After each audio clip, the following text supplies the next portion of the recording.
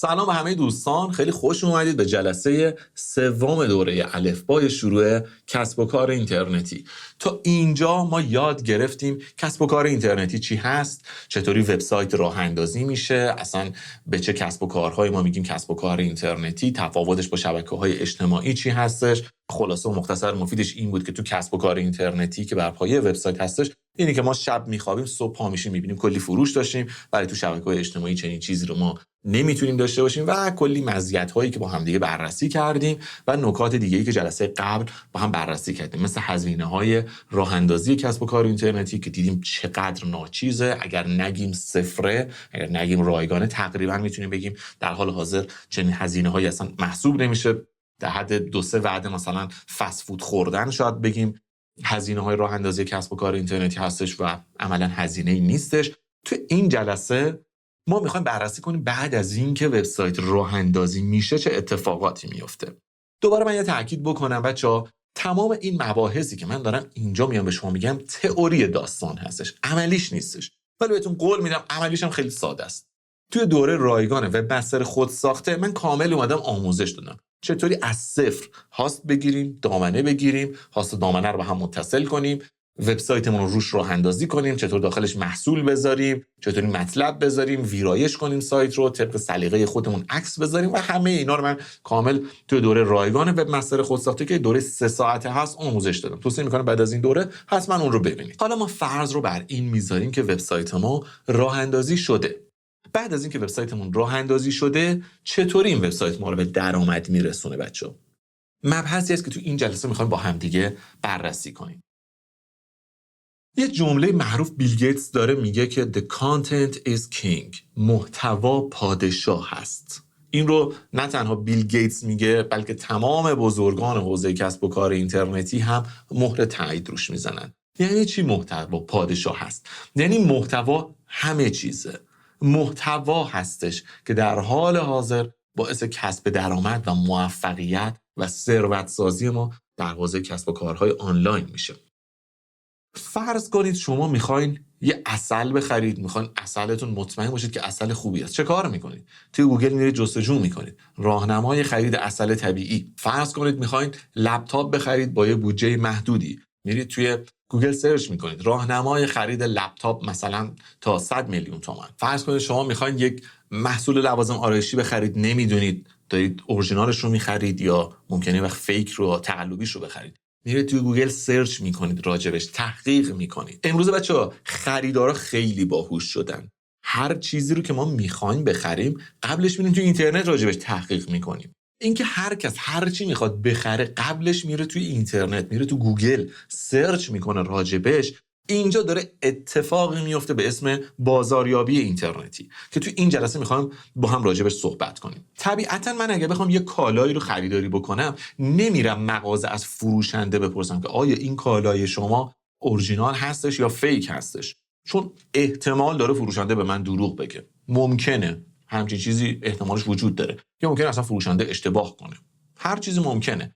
من معیار شاخصم رو فروشنده‌ای که داره مستقیما اون کالا رو میفروشه قرار نمیدم. دوست ندارم تو معذوریت قرار بگیرم یا خودم میشناسم، میدونم آدمی هستم خجالتی هستم، برم اونجا فروشنده یه مقدار چرب زبون باشه ممکنه من تحت تاثیر قرار بگیرم و حتی اگر مثلا جنسش اورجینال نباشه بتونه منو متقاعد کنه اوکی بیا جنس درجه 2 رو بگیر یا هر چیز شبیه این. نمیدونم.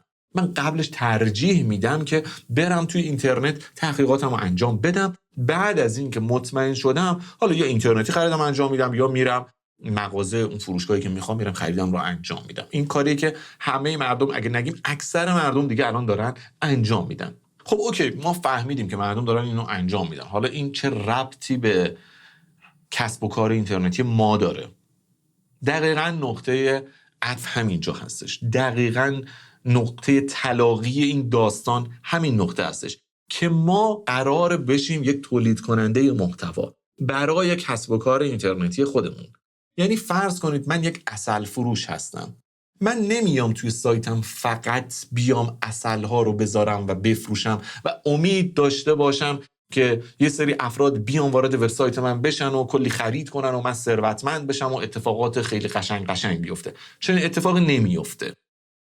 اگر با چنین ذهنیتی میخواین بیاین کسب و کار اینترنتی راه اندازی کنید، راه اندازی نکنید. همون کسب و کار سنتی رو راه اندازی کنید. حداقل 2 تا مشتری گذرا رد میشه، میاد داخل مغازه‌تون از شما خرید میکنه.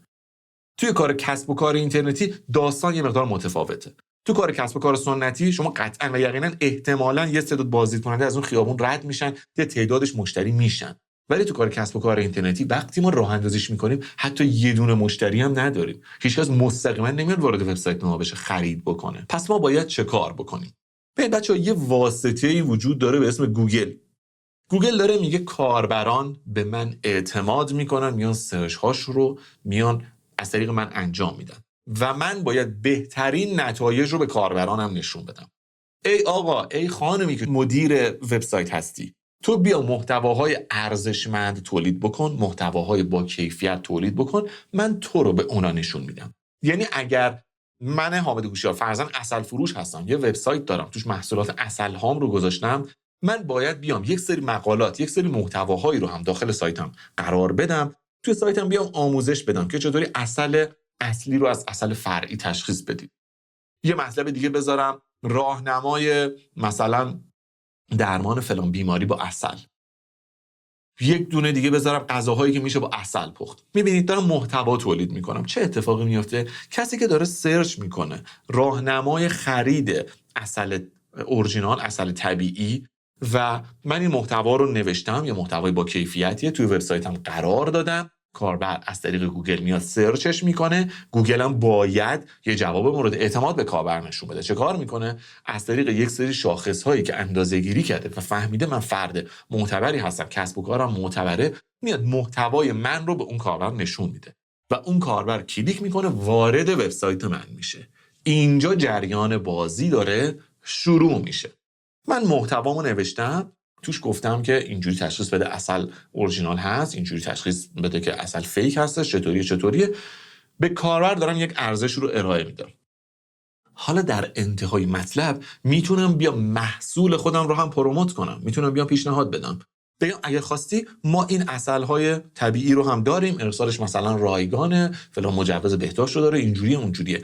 کاربری که اومده این اطلاعات رو توی سایت من خونده قطعا میتونه به من اعتماد هم بکنه.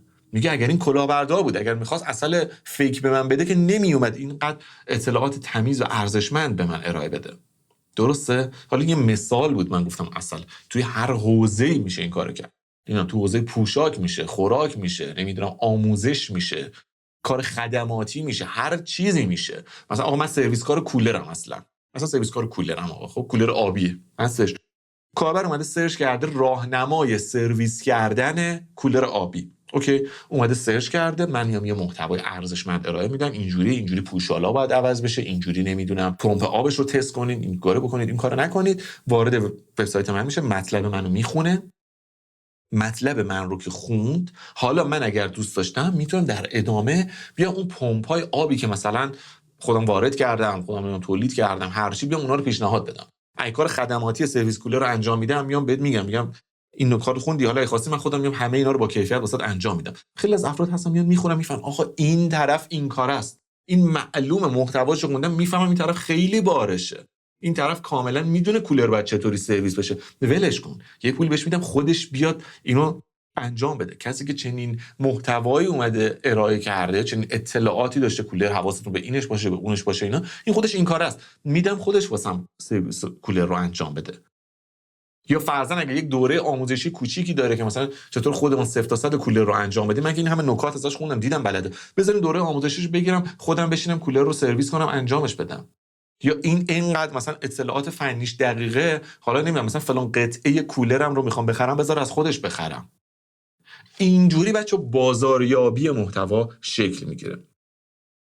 توجه داشته باشید، ما هیچ پولی وسط نذاشتیم، هیچ هزینه مالی انجام نشده. همه هزینه‌های کسب و کار اینترنتی بیشتر غالبا از جنس زمان هستن.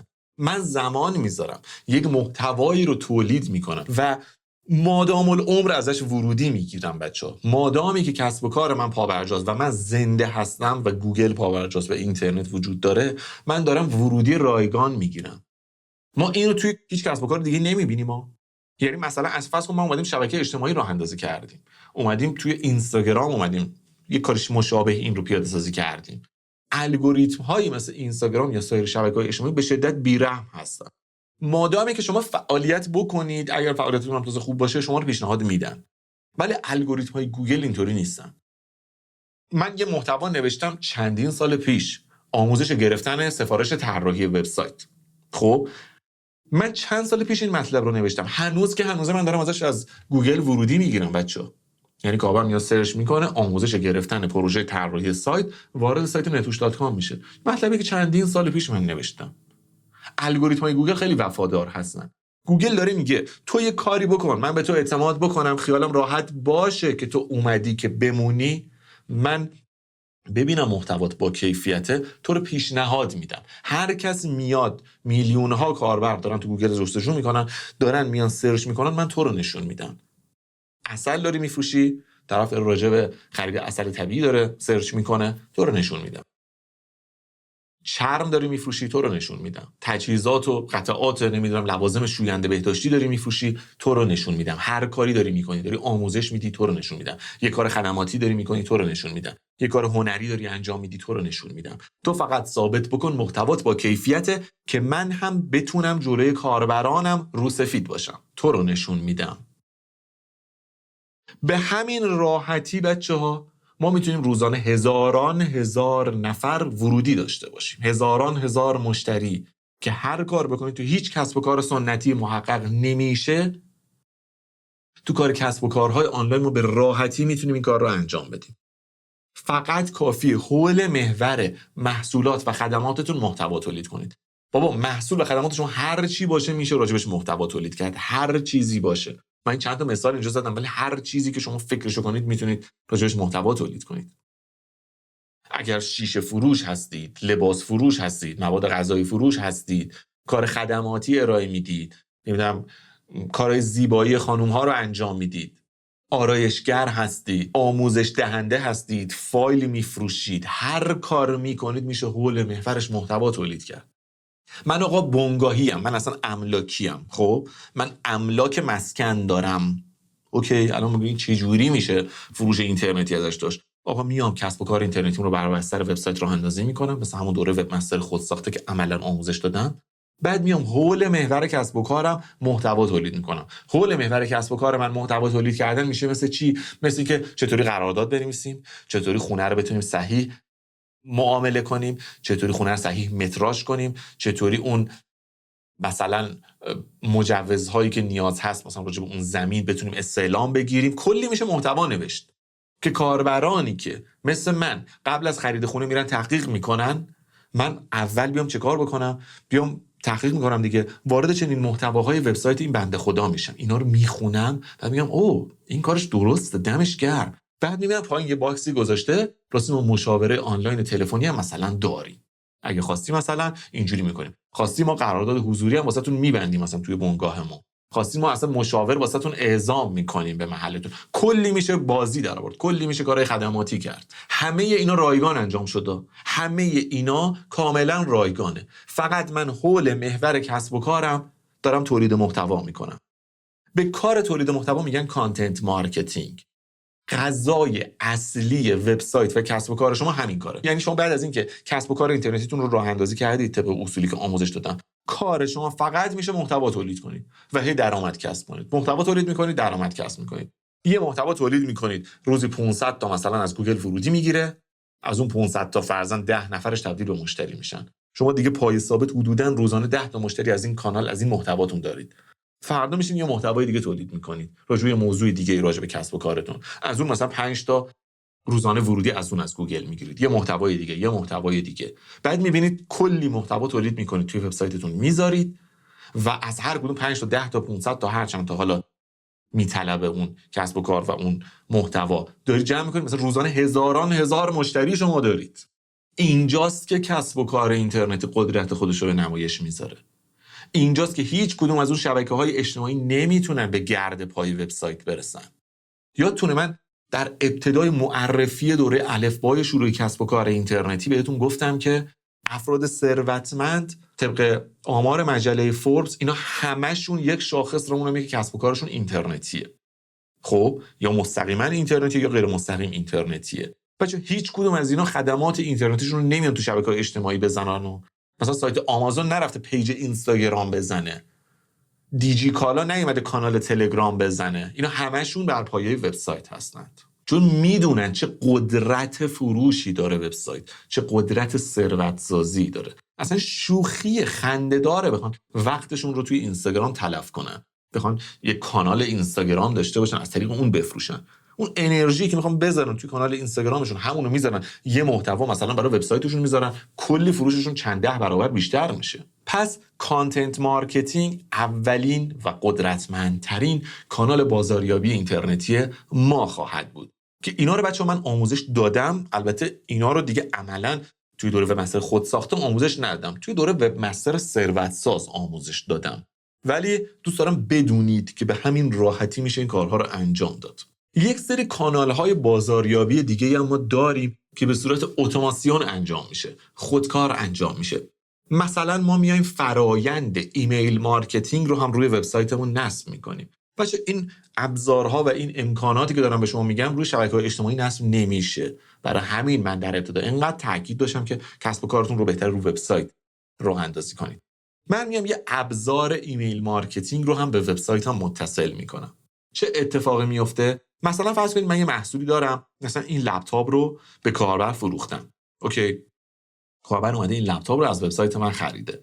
من میتونم یه ایمیل خودکارم واسش بعداً ارسال بکنم، بگم راستی اگر خواستی ما موس مخصوص این لپتاپ رو هم داریم، برای شما که فرضاً این لپتاپ رو خریداری کردی اینو مثلا با 10% تخفیف و ارسال رایگان فرضاً میگم واسهتون میفرستیم، واسهتون ارسال میکنیم. دقت داشته باشید این ایمیل‌ها رو من صاحب کسب و کار نمیشینم به صورت دستی ارسال کنم و همه اینا به صورت خودکار و اتوماسیون انجام میشه. یعنی هر کاربری که اومده محصول رو خریداری کرده تنظیم میکنه، میگم 24 ساعت بعدش فلان ایمیل واسش بره، اسمش هم صدا بزن محمد رضا حسینی نه فلانی عزیز، اگر خواستی با توجه به اینکه تو این لپتاپ این مدل رو خریداری کردی ما این مدل موس رو میخوایم به تو هدیه بدیم، میخوایم به تو نمیدونم با 50% تخفیف بدیم یا هر چی شبیه این. کاربر اومده این لپتاپ رو از من خریداری بکنه، لپتاپ رو خریداری کرده، مثلا فرض کنید درگاه پرداختش رو نتونسته کامل انجام بده، خریدش رو انجام بده، حالا یا موجودی نداشته یا نتونسته اعتماد کنه یا هرچی نمیدونم، خریدش ناموفق بوده.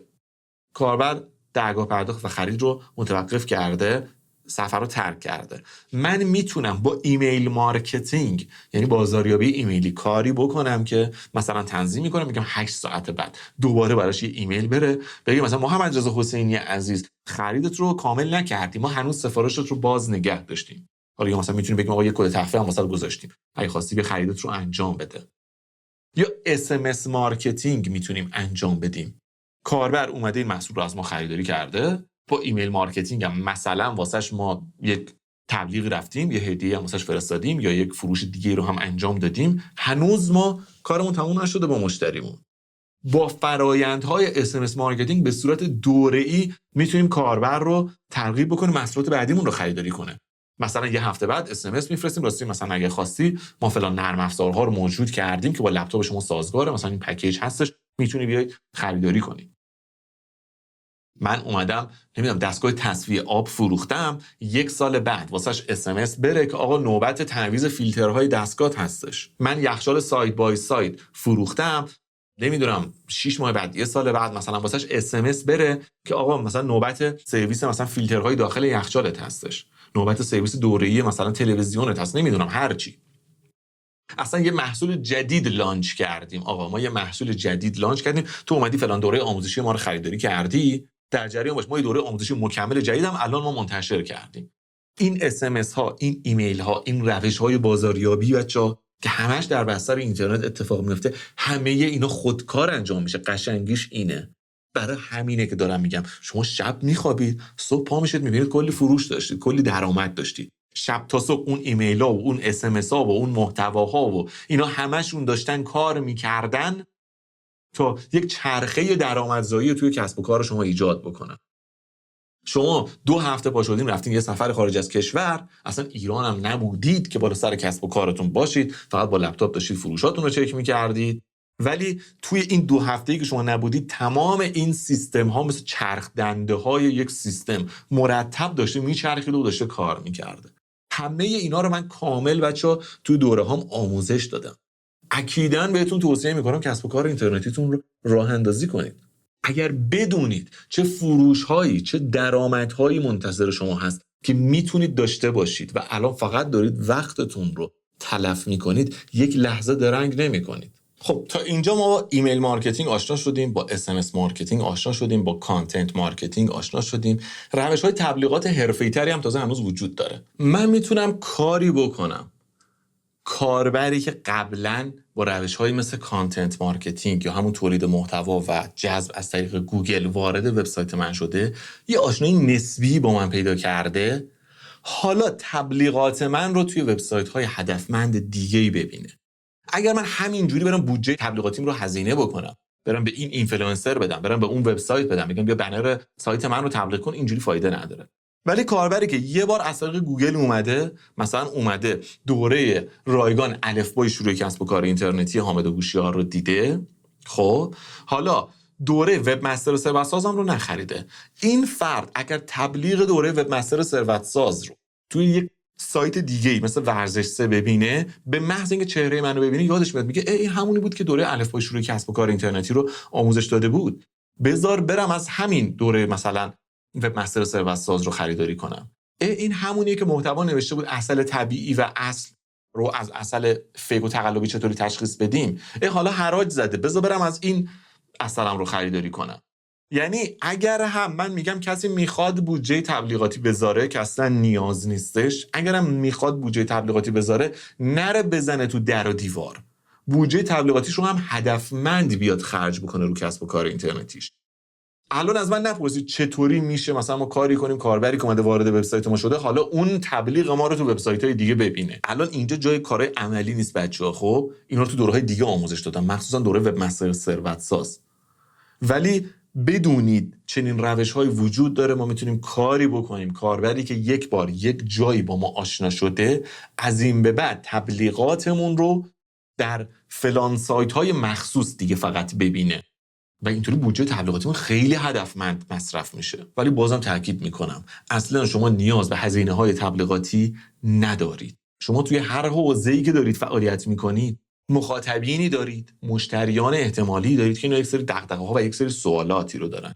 کافیه به دغدغه‌ها و به سوالات اینا پاسخ بدید و به ازای هر سوال و هر مشکلی که دارن شما یک محتوا تولید کنید توی وبسایتتون بذارید. خواهید دید که به زودی از طریق گوگل جریانی از هزاران هزار کاربر وارد وبسایتتون میشه. به قدری کسب و کار شما رشد خواهد کرد که به تنهایی پاسخگوی نیاز کاربرانتون نخواهید بود، مگر اینکه محصولتون فقط مجازی و دانلودی باشه که کاربر بتونه بیاد تون خرید کنه و شما نیاز نباشه کار خاصی انجام بدید. ولی اگر محصولتون فیزیکی باشه بهتون قول میدم اینقدر مشتری میاد سمتتون بچه‌ها که نمیتونید پاسخگو باشید، مجبور میشید برید سراغ استخدام یک سری افراد دیگه. در این حد فروش شما افزایش پیدا خواهد کرد. خوبیه که کسب و کار اینترنتی در قالب وبسایت مخصوصا داره اینه که ما یک سری ابزارهای آنالیز داریم بچه‌ها. فرض کنید ما یک کسب و کار سنتی داریم. خب من بعد یه نفر استخدام کنم بیاد بشموره امروز چند نفر وارد مغازه شدن، هفته دیگه چند نفر وارد مغازه شدن، بعد بهش بگم برو تحلیل کن چرا مثلا اون روز به نظرت ما این تعداد افراد وارد مغازه شدن، چرا مثلا این هفته کمتر وارد شدن، بشین تحلیل کنیم، بررسی کنیم، ندونیم از کجا داریم میخوریم، چه اتفاقاتی داره میفته. اما وقتی من کسب و کار اینترنتیم رو در قالب وبسایت میام راه اندازی میکنم، یک سری ابزارهای وجود داره مثل ابزار گوگل آنالیتیکس.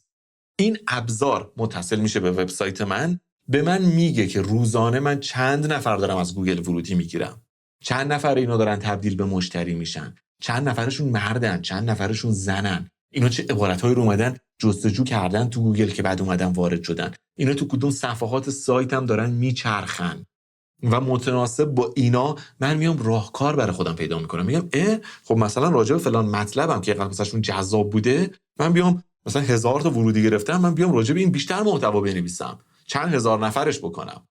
فلان مطلبی که نوشتم خیلی ورودی نگرفته واسم، دیگه خیلی روش کار نکنم فعلا، حداقل بفهمم کاربرا وقتی وارد کدوم مطلبم میشن بعدش میان خریدشون رو انجام میدن. چرا من امروز اینقدر ورودی داشتم، چرا هفته پیش اینقدر ورودی داشتم، چه اتفاقاتی افتاده، همه اینا رو من میتونم ببینم. ولی تو کسب و کار سنتی چنین اتفاقی نمیتونه بیفته.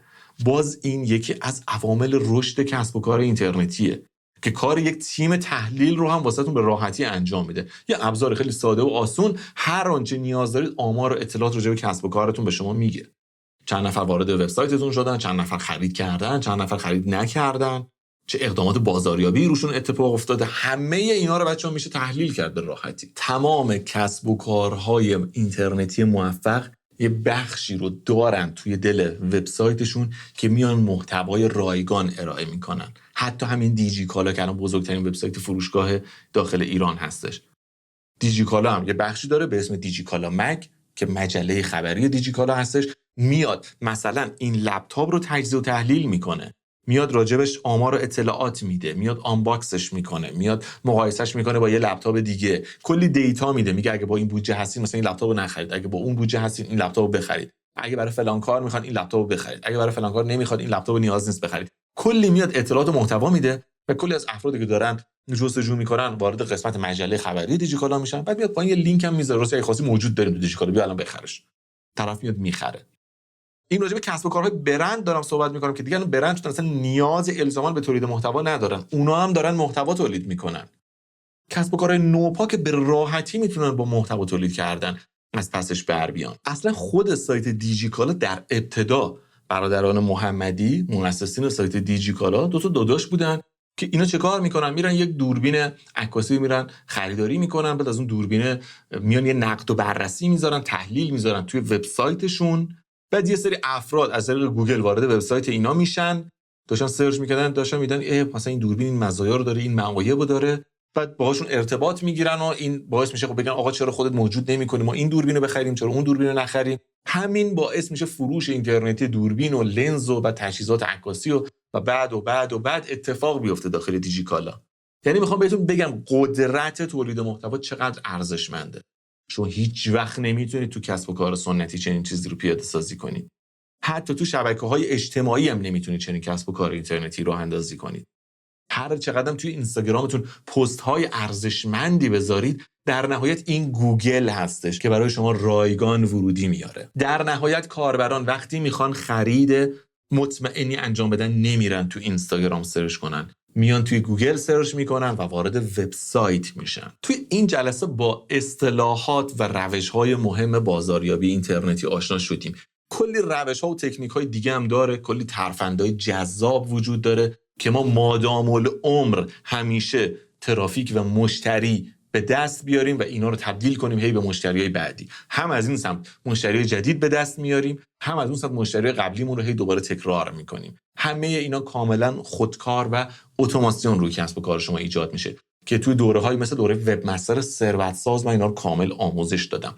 ولی خب تا همینجا هم باهاشون آشنا شدیم که چی هستن و چه اتفاقاتی داره میفته که کسب و کار اینترنتی میتونه شما رو ثروتمند بکنه.